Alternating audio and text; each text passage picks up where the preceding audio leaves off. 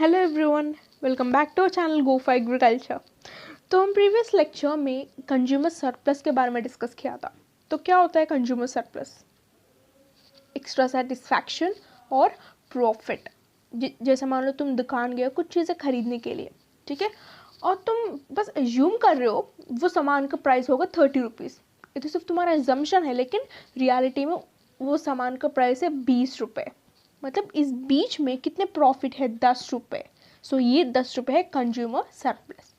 मतलब प्रॉफिट मतलब extra satisfaction भी होगा ना, ठीक है, इसलिए एक्स्ट्रा सेटिस्फैक्शन और profit is called as consumer surplus.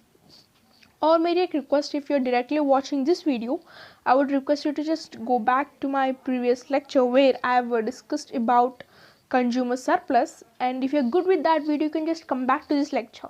Okay, yes, and now in this lecture we'll be discussing about a new topic. It's factors of production. ठीक है, so production क्या होता है? पहले production का मतलब है कुछ चीज़ों को प्रोड्यूस करना।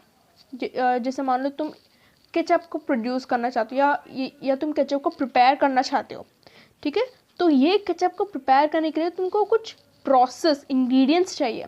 प्रोसेस का मतलब है तुम टमाटोस को कलेक्ट करना और टमाटो से जूस को एक्सट्रैक्ट करना, ये सब प्रोसेस है, ठीक है। ये प्रोसेस को हम प्रोडक्शन कहते हैं। और फैक्टर्स क्या होता है? फैक्टर्स का मतलब है इंग्रेडिएंट्स। जैसे तुमको केचप को प्रिपेयर करने के लिए कुछ इंग्रेडिएंट्स चाहिए ना, जैसे टमाटोस होगा, कुछ स्पाइसेस होगा, एक्सेट्रा। सो ये सब इंग्रेडिएंट्स को हम फैक्टर्स कहते हैं, ठीक है। अगर हम ये फैक्टर्स ऑफ प्रोडक्शन को इकोनॉमिक टर्म्स में देखेंगे, सो ये फैक्टर्स होगा land, labour, capital and organisation, ठीक है। जैसे मान लो तुम एक केचप फैक्ट्री को एस्टैब्लिश करना चाहते हो, ठीक है। मतलब if you want to establish a ketchup factory, तुमको लैंड चाहिए, क्योंकि you need a factory for that, ठीक है। लैंड चाहिए, ये तो एक इंग्रेडिएंट है। और लेबर का मतलब है वर्कर्स चाहिए। कैपिटल का मतलब फंड्स चाहिए या पैसे, वी कैन से, ठीक है, पैसे चाहिए, इन्वेस्टमेंट और ऑर्गेनाइजेशन, ठीक है। सो ब्रांड या ट्रेड नेम होगा ना, सो ये सब है इंग्रेडिएंट्स है। क्यों? केचप को प्रोड्यूस करने के लिए ये सब इंग्रेडिएंट्स है। पहले लैंड होना चाहिए, इसके बाद लेबर, वर्कर्स और कुछ इन्वेस्टमेंट होना चाहिए, इसके बाद ऑर्गेनाइजेशन, ठीक है। तो ये है factors of production, basic factors of production. So हम ये फैक्टर्स ऑफ प्रोडक्शन को हम इनपुट भी कहते हैं। इनपुट का मतलब है इंग्रेडिएंट्स। मतलब अगर तुम if you give the input only, output will come ना, इसलिए we can call input as factors of production, ठीक है। So the first is land. So land क्या है? तो the land is given by the nature itself, right? It is given by the nature. So the materials and forces which nature gives freely to man.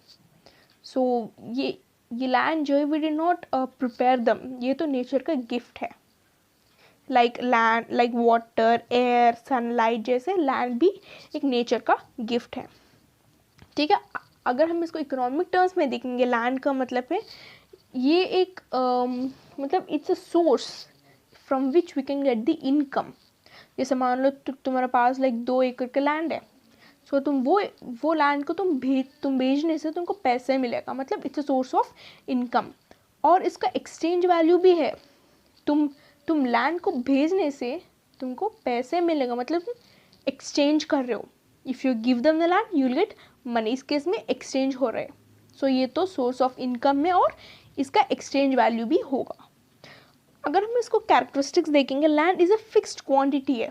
Land तो same ही होगा, जैसे summer में land तो बड़ा नहीं होगा ना, मतलब it's area it won't increase, मतलब लैंड तो फिक्स्ड क्वांटिटी है। लेकिन इस केस में प्राइस तो कम होगा या ज़्यादा होगा, मतलब बेस्ड ऑन सम कंडीशंस होगा।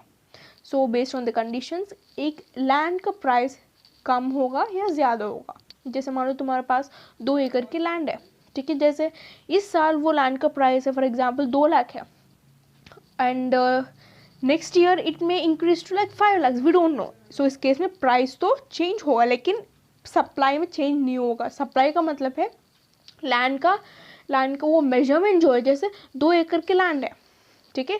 So this year when the price is just 2 lakh, क्या like for example this year the price is of 2 lakh.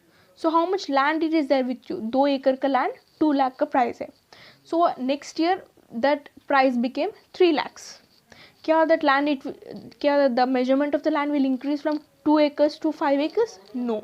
इस केस में लैंड जो है वो तो सेम ही रहेगा, लेकिन प्राइस चेंज होगा, इंक्रीज होगा या डिक्रीज होगा, वो तो कुछ सिचुएशंस में डिपेंड करता है. So land is a fixed quantity, लेकिन प्राइस तो चेंज होगा बट सप्लाईज रिमेन्स सेम. और lands lacks mobility in the geographical sense. ठीक है. So we know land it won't move at all. Land if you see a land now, again if you come back and you see the same land after 30 years, land तो वहीं पे भी होगा, it won't move. Next is land differs in fertility. ठीक है. So this is about land. Next is labor. Labor तो हमें पता है, right? Labor का मतलब है workers. ठीक है.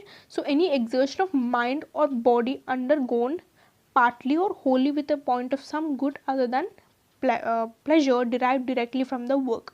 Like for example you are a labor coolie, for example think I am a coolie, right? So I'll do the work for the sake of money. If I get the money I can eat and also I can feed my family. इस case में we will do the work for the good sense only. ठीक है. सो ये है labour. Labour का मतलब है worker. सो characteristics क्या होता है? Labour can not be separated from the labourer. ठीक है. जैसे मान लो मेरी हर रोज़ प्रोफेशन है coolie.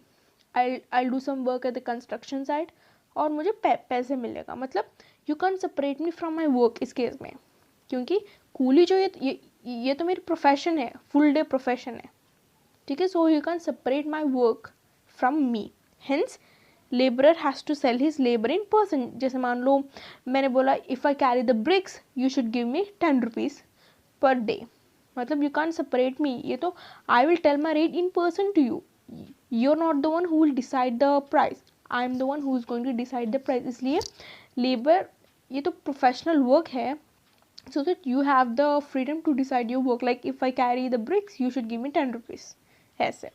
Next is labour is highly perishable and labourer has a weak bargaining power. Sometimes if you see the construction site, जैसे अ ग्रुप ऑफ लेबर्स होगा, मतलब these group of laborers were basically sent by a engineer. ठीक है. सो engineer बोलेगा तुम्हारे पास ये labours आ जाएगा, सो उसको काम दो और तुम पैसे भी दो. So in this case we can't able to bargain with the labours. So we should we can't able to bargain with the owners. How much they give we should literally take it. ये तो थोड़ा सा negative है, negative point है. Next is labour is not so mobile as capital. ठीक है. And the next is the amount of labor available in a country depends on two factors. So the first है quality of labor and the next is quantity of labor. So मैं इस lecture में I'll be discussing about only quality of labor and next lecture I'll be discussing about the quantity of labor. ठीक है. So first है quality of labor. So quality का मतलब है एक worker का efficiency. जैसे in case of उसका education है या उसका strength है. So this all will be quality of a labour. So इसमें कुछ इंपॉर्टेंट फैक्टर्स है जैसे race, education, personal qualities, organisation and equipment. So race का मतलब है hereditary and racial characters influence the efficiency of labour. जैसे मान लो मेरी फैमिली है, ठीक है, और मेरी फैमिली में मेरे पापा एक कूली है, मेरी मम्मा एक कूली है. मतलब ये तो हेरिडिटरी वर्क है, हेरिडिटरी प्रोफेशन है. ठीक है. इसलिए मैं भी एक कुली बन जाऊंगी, ये तो मेरी मर्जी है. सो ये है हेरिडिटरी कैरेक्टर है which influence the efficiency of labour. ठीक है. And the next is education. Higher the education और technically trained man has more efficiency than an uneducated और अनट्रेन्ड पर्सन. जैसे मान लो कि if you are highly educated, तुम्हारे प्रोफेशन में इनकम जो है वो तो हाई होगा. At the same time if you are low educated और अनएजुकेटेड, इनकम जो है वो तो कम होगा. अगर तुम लेबर हो, जैसे मान लो तुम एक फैक्ट्री में काम करो और तुम एक मैनेजर हो और मैं एक नॉर्मल वर्कर हूँ, मतलब मैं मशीन्स को ऑपरेट करती हूँ. ठीक है। So since you're a manager, तुम एजुकेटेड हो, मतलब तुम्हारा इनकम भी ऐसे होगा।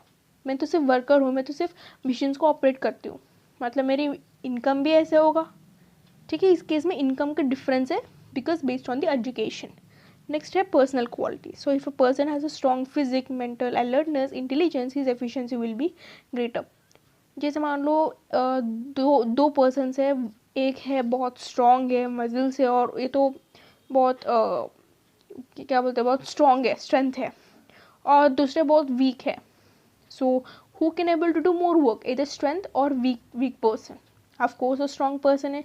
सो इस केस में स्ट्रॉन्ग फिजिक है या मेंटल अलर्टनेस, इंटेलिजेंसी सब हेल्प होगा एक लेबर को। नेक्स्ट है organisation and equipment. So a well organised labour combined with sophisticated equipment would improve labour efficiency. ठीक है, जैसे मान लो तुम एक फैक्ट्री में काम कर रहे हो, ठीक है। So if you are given a machine and if you are told how to work with this machine, जैसे तुम इस मशीन का ऐसे ऑपरेट करो, ऐसे ऑन करो, ऐसे ऑफ करो, if you are told to how to operate this machine, तुमको काम को बहुत ईजी होगा ना। मतलब if a man is combined with a machine, so काम तो एकदम सुपर होगा, because machine plus man is equal to a good invention होगा। ठीक है, so if you are given a machine to do work with, you can easily able to do your work. इसलिए if well organised labour combined with sophisticated equipment would improve labour. ठीक है, so next is division of labour. सो डिवीजन of लेबर का मतलब है काम को डिवाइड करना।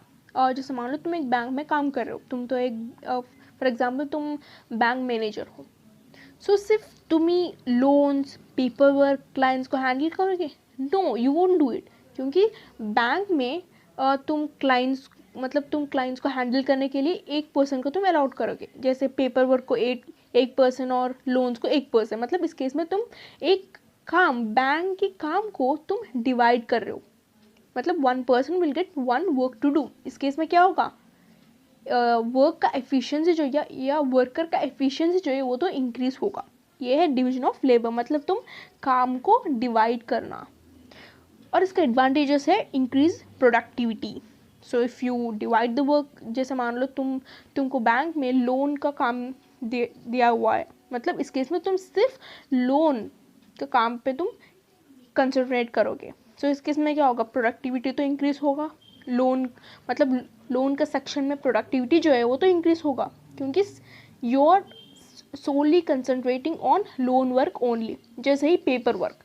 सो पेपर वर्क का प्रोडक्टिविटी भी इंक्रीज होगा, और क्लाइंट्स का प्रोडक्टिविटी भी इंक्रीज होगा। सो अगर तीनों का प्रोडक्टिविटी इंक्रीज होगा तो क्या होगा, अल्टीमेटली बैंक का प्रोडक्टिविटी भी इंक्रीज होगा ना। सो this is how division of labour works. Next है इंक्रीजेस डेक्सटेरिटी एंड स्किल्स। सिर्फ लोन का काम दिया हुआ है, मतलब तुम सिर्फ लोन पे कंसंट्रेट करोगे। सो इस केस में क्या होगा, तुम्हारा परफॉर्मेंस भी इंक्रीज होगा, क्योंकि तुम्हारा वर्क है सिर्फ लोन्स को कलेक्ट करना या लोन्स को देना। मतलब your performance also will increase and your experience also will increase in the loan sector. So ये increases dexterity and skill. Next है डिसएडवांटेजेस। एक है monotony. So as the worker repeats the same work for a long time, so he lose the interest. जैसे तुम ये loan sector में तुम 30 like no like for example you're working in this loan sector like for 3 years, मतलब since you're working for 3 years the interest ये तो कम होगा, मतलब your interest will be decreasing day by day because you're working on the same loan sector only, और तुम हर रोज़ same work ही कर रहे हो, जैसे लोन को देना या एप्लीकेशन फॉर्म फिल करना etcetera etcetera. So same work का मतलब है यू लूज द इंटरेस्ट।